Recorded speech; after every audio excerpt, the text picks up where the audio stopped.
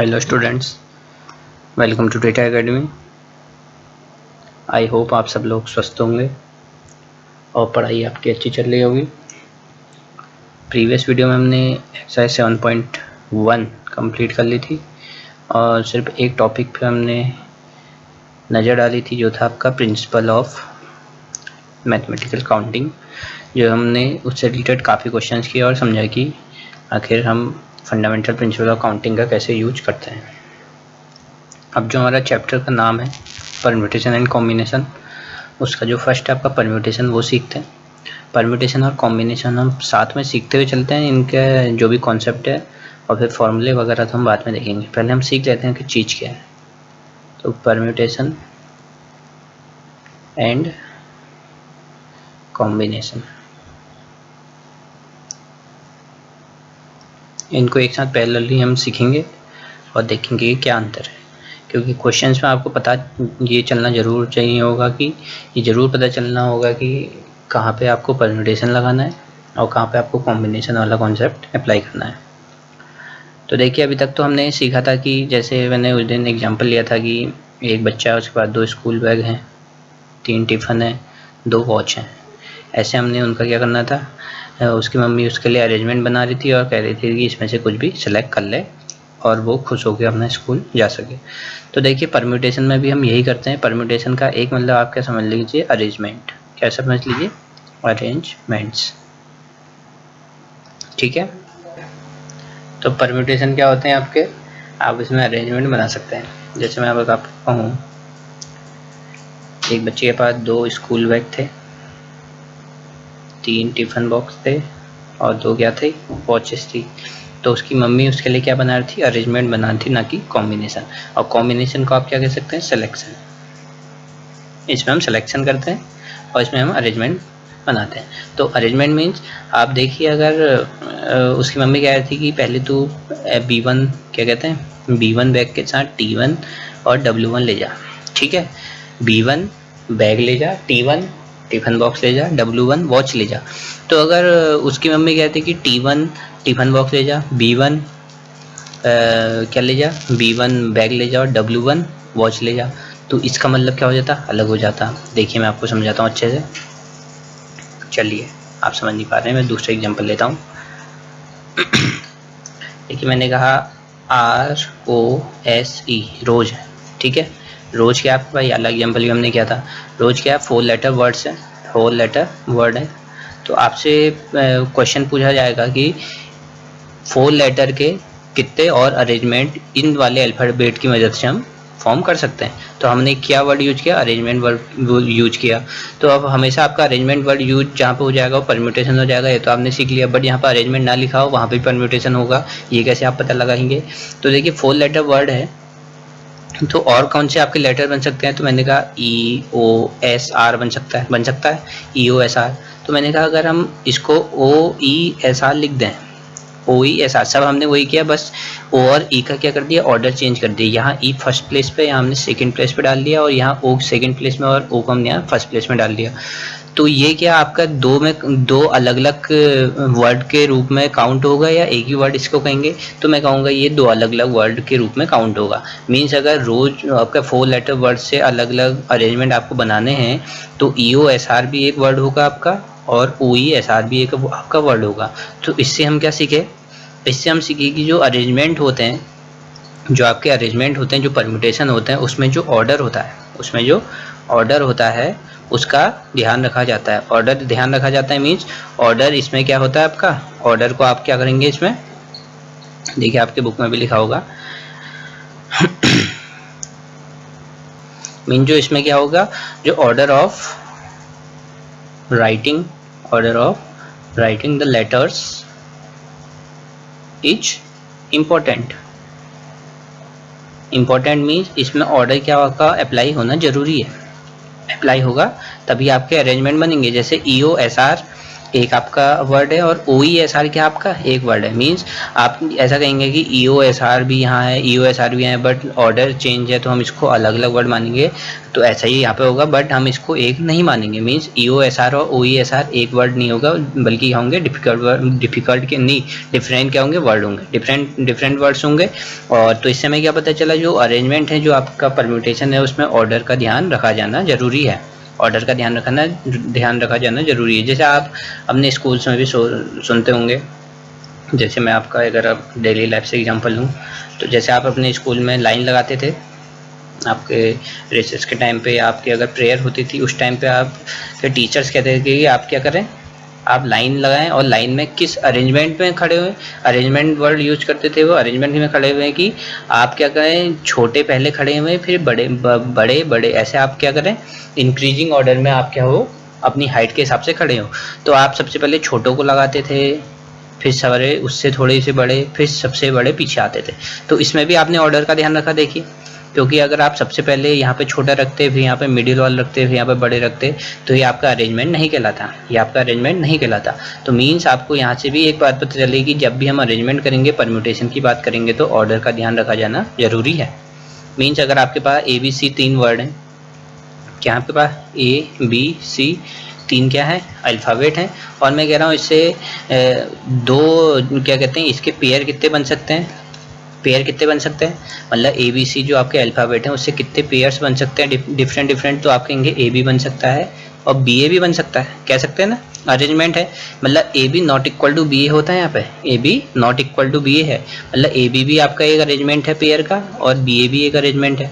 तो वैसे ही BC बन सकता है, C भी बन सकता है, AC बन सकता है, CA बन सकता है। मीन्स ABC लेटर के आपके कितने पेयर आपके पॉसिबल हैं, AB BA BC CB AC और CA, 6 पेयर के हैं आपके पॉसिबल है। तो यहाँ पे भी आपने ऑर्डर का ध्यान रखा, देखिए यहाँ पे A फर्स्ट नंबर पे, यहाँ सेकंड पे चली गया, मीन्स डिफरेंट आपके क्या बन गए, पेयर बन गए। तो यहाँ पे हमने ऑर्डर का ध्यान रखना है, किसमें, परम्यूटेशन में ध्यान रखिए। चलिए अब ऐसे ही हम क्या सीखते हैं, आपका कॉम्बिनेशन। कॉम्बिनेशन में क्या होता है, मैंने कहा था सिलेक्शन, क्या होता है, सिलेक्शन। ये सिलेक्शन वर्ड सुनते ही आपके दिमाग में आते हैं, जैसे हमारा क्रिकेट टीम का सिलेक्शन होता है, क्रिकेट टीम का सिलेक्शन होता है तो 11 प्लेयर्स का सिलेक्शन होता है। तो जब आप कभी भी न्यूज़ सुनते होंगे तो आप ऐसा नहीं सुनते होंगे कि फर्स्ट प्लेस पे विराट कोहली, सेकंड प्लेस पे रोहित शर्मा, थर्ड प्लेस पे शिखर धवन, ऐसे सेलेक्ट हुए नहीं कहेंगे, ऐसे हम सेलेक्ट नहीं हुए नहीं कहेंगे, हम कहेंगे 11 प्लेयर्स सेलेक्ट हुए हैं, और सीधे उनके नाम कहीं पे भी आप लिख सकते हैं।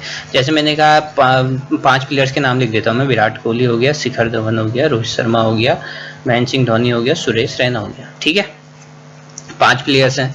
तो आपने मेरे को बताया कि 5 प्लेयर्स ये सेलेक्ट हुए हैं एक टीम में, और मैंने कहा अरे नहीं ये नहीं हुए हैं, महेंद्र सिंह धोनी हुआ है, और रोहित शर्मा हुआ है, और शिखर धवन हुआ है, सुरेश रैना हुआ है, विराट कोहली हुआ है। तो आप बताइए क्या ये वाली टीम और ये वाली टीम अलग अलग है? नहीं, ये दोनों एक ही टीम है, और क्या है, प्लेयर्स भी है एक ही है। तो अगर आपका इससे क्या पता चला कि कॉम्बिनेशन में आपका ऑर्डर का कोई मतलब नहीं होता है। अगर आप विराट कोहली को पहले में लिखें और यहाँ विराट कोहली को दूसरे में लिखें, तो विराट कोहली है, वो चाहे पहले में आए या दूसरे में आए। तो आपको इससे पता चला कि कॉम्बिनेशन में आपको ऑर्डर का ध्यान नहीं रखना है, और ऑर्डर सिर्फ किस में ध्यान रखा जाएगा, आपका अरेंजमेंट्स में, समझ गए। उसके बाद फिर सिलेक्शन के अंदर भी आपका, जैसे आप कह सकते हैं, जैसे आपने कह दिया कि फर्स्ट नंबर पे ये बैटिंग करेगा, सेकंड नंबर पे ये बैटिंग करेगा, तो ये यहाँ पे ऑर्डर का ध्यान रखते हैं, बैटिंग ऑर्डर कहते हैं आप, ठीक है। तो वहाँ पे फिर अरेंजमेंट आ जाता है। तो आपका कॉम्बिनेशन में क्या होता है, सिलेक्शन होता है, और परम्यूटेशन में अरेंजमेंट होता है। आई थिंक आपको अच्छे से समझ आ गया होगा।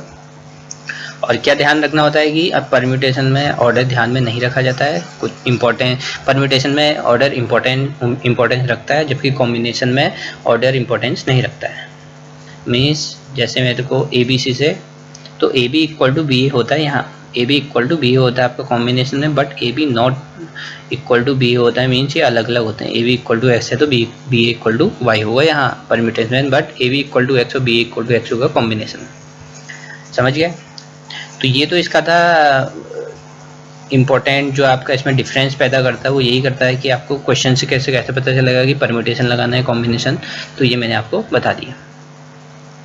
अब यहाँ पे आप आते हैं फॉर्मूले, तो हम यहाँ से फॉर्मूले सीखते हैं।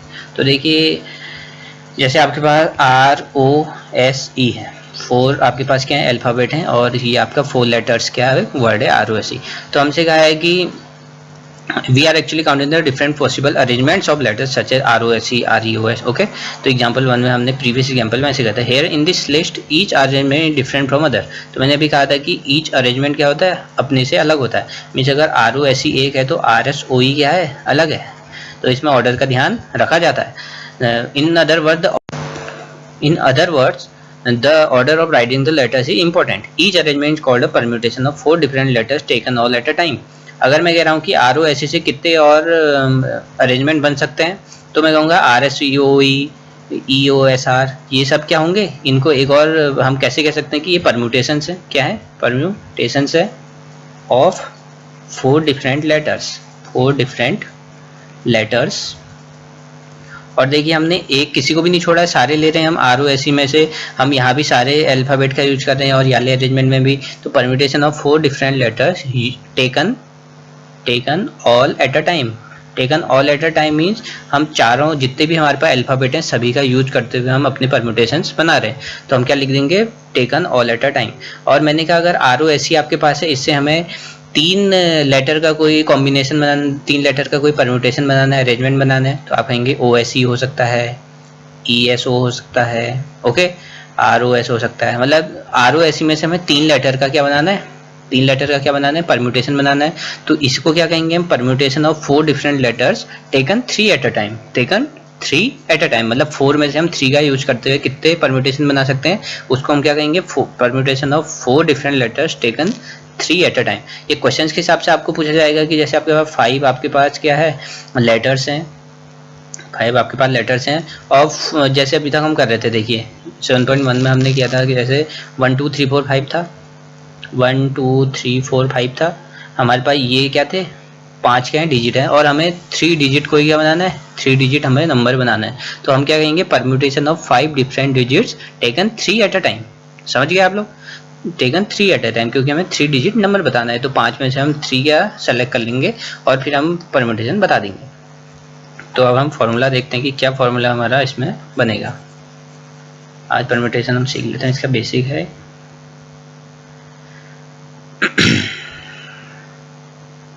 चलिए एक एग्जांपल इससे ले लेते हैं. देखिए तो आप डेफिनेशन अगर हम देखें, अब परम्यूटेशन इज एन अरेंजमेंट, ये बहुत ध्यान रखिएगा आप इसमें. अब permutation is an arrangement in a definite order. Definite order means जो ऑर्डर है यहाँ पे इंपॉर्टेंट है, डेफिनेट ऑर्डर होना चाहिए. Means ABC and CAB are different. मतलब ABC और CAB क्या है, दोनों डिफरेंट हैं और अलग अलग हैं एक दूसरे से. Of a number of object taken some or all at a time. Some or all at a time means अगर 5 आपके पास हैं तो आप 5 के 5 भी आप एक बार में अरेंजमेंट बना सकते हैं, जैसा आप कहा जाए. अगर आपके पास 5 डिजिट है और आपसे कह रहा है कोई 3 डिजिट नंबर बताओ, तो 5 में से आपको क्या लेना है, 3 एट अ टाइम लेना है. Means some or all at a time. सम आपका ये हो गया और all at a time means ये हो गया. अगर 5 डिजिट है और 5 डिजिट नंबर ही बनाना है तो आपको सारे क्या लेने पड़ेंगे, सारे नंबर लेने पड़ेंगे. और अगर कुछ आपको 3 डिजिट नंबर बनाना है तो 5 में से आपको 3 क्या करने होंगे, सिलेक्ट करने पड़ेंगे. चलिए फॉर्मूला बताता हूँ मैं आपको. इससे पहले आपका क्या आता है, एक फैक्टोरियल वाला आता है, तो उसको सीख लेते हैं. चलिए तो देखिए यहाँ पे theorem, the number of permutations of n different object taken r at a time when 0 is less than r less than n and object do not repeat is n which NPR. तो सबसे पहले आप ये note करिए कि NPR ये क्या show करता है, ये आपका शो करने का, रिप्रेजेंट करने का तरीका है परम्यूटेशन को. वेयर P डिनोट्स परम्यूटेशन हो गया, N क्या हो गया, N हो गया total object.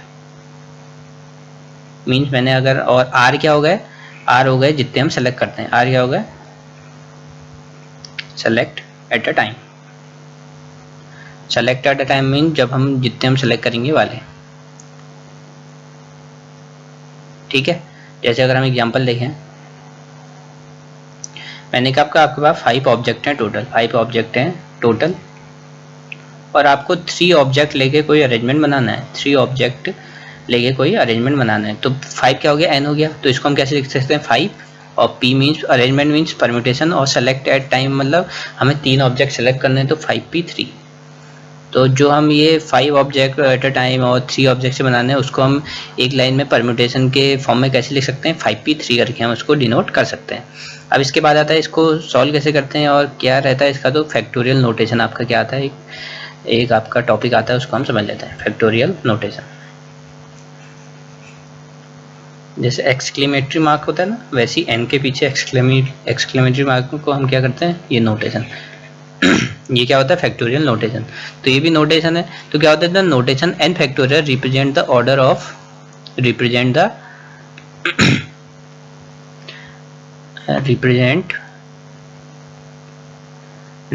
The product of first n natural number. The notation n factorial represents the product of n first natural number, that is the product 1 2 3 dot dot dot n minus 1, n is denoted as n factorial। तो हमने क्या कहा, जो n factorial होता है वो क्या होता है, product of first n natural number. n natural number को पता है 1 से लेके कहाँ तक होता है, इन्फिनिटी तक होता है। तो मैं कह रहा हूँ कि फर्स्ट n नेचुरल नंबर का जो प्रोडक्ट होता है उसे हम फैक्टोरियल कहते हैं, n फैक्टोरियल से जिसे हम डोनेट करते हैं। तो 1 2 3 dot dot dot dot dot n factorial तक आपका क्या हो गया है, इसको हमने क्या कह दिया, इसको हमने कह दिया n फैक्टोरियल। तो फर्स्ट n नेचुरल नंबर का प्रोडक्ट क्या कहलाता है, आपका n फैक्टोरियल कहलाता है। तो आपको ने एक 4th चैप्टर में बताया था कि n से पहले वाली एक डिजिट क्या होती है, n से पहले क्या आएगा, n-1 आएगा, n-1 और ये क्या गया n। तो n फैक्टोरियल को हम क्या कर सकते हैं, फर्स्ट n नेचुरल नंबर्स का जो क्या होता है प्रोडक्ट होता है वो फैक्टोरियल कहलाता है आपका। We read this symbol as n factorial, क्या कहते हैं, n फैक्टोरियल। n तो ये हो गया, और ये जो सिंबल है आपका एक्सक्लेमेटरी मार्क के जैसा, उसको हम क्या कह देते हैं, उसको हम कह देते हैं फैक्टोरियल। तो हम इसको अगर टोटल पढ़ना चाहे तो हम कह देते हैं n फैक्टोरियल। तो यहाँ से अगर हम देखें तो हमारे, जैसे मैंने कहा 1 फैक्टोरियल की वैल्यू क्या आ जाएगी, 1 आ जाएगी। और जैसे 2 फैक्टोरियल का मैंने, तो 1 इंटू 2 आ जाएगा, ओके, 2 इंटू 1 मीन्स।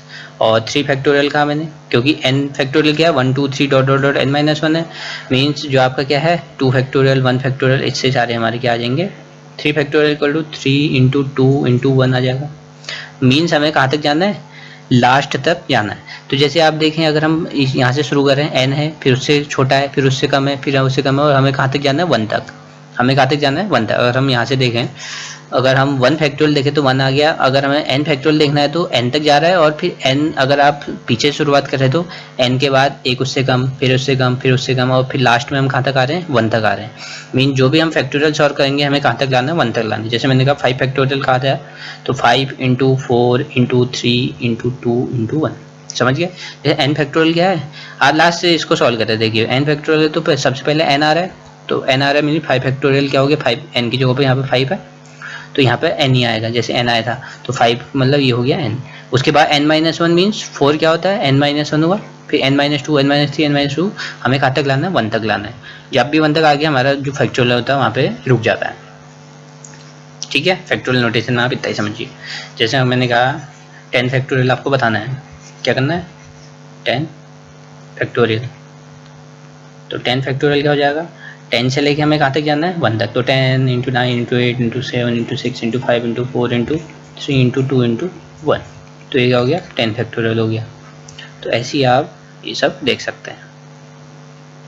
ये 5 फैक्टोरियल ये हो गया, means n factorial equal to आप लिख सकते हैं n इंटू n-1 फैक्टोरियल लिख सकते हैं ना, क्योंकि हमने कहा 5 फैक्टोरियल इक्वल टू 5 होता है, और फिर 5-1 का फैक्टोरियल होता है, तो 5 और ये क्या आ जाता है, फिर 4 फैक्टोरियल आ जाता है। तो 5 फैक्टोरियल को हम क्या लिख सकते हैं, 5 इंटू 4 फैक्टोरियल लिख सकते हैं। ऐसे ही हमारा सारा क्या हो जाता है, सॉल्व हो जाता है। तो 5 factorial equal to 5 into 4 factorial किस फॉर्मूले से, n factorial equal to n into n-1 factorial. तो काफ़ी सिंपल जाता।